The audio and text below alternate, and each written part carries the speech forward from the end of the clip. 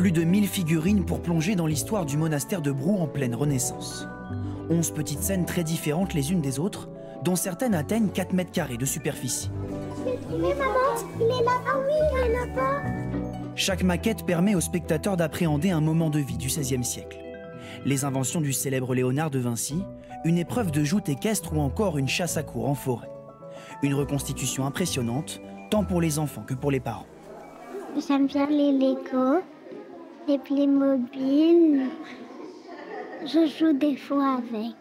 Je dirais que c'est les Playmobil qui ont fait l'herbe, qui ont créé leur ville. Ils apprennent beaucoup de choses.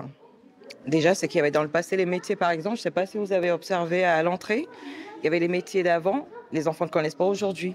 Cette exposition est un moyen idéal pour cette professeure de faire découvrir aux plus petits ce lieu emblématique de la région. Quand j'ai vu que c'était les Playmobil avec l'histoire, j'ai trouvé que c'était intéressant de leur montrer ça. Les Playmobil, ça leur parle et ça permettait de rendre ludique. Et c'est des enfants qui ne vont pas forcément dans les musées, donc on essaye justement de les imprégner, d'aller souvent au musée pour qu'ils connaissent et qu'ils s'intéressent un petit peu à ce qu'il y a autour de nouveau.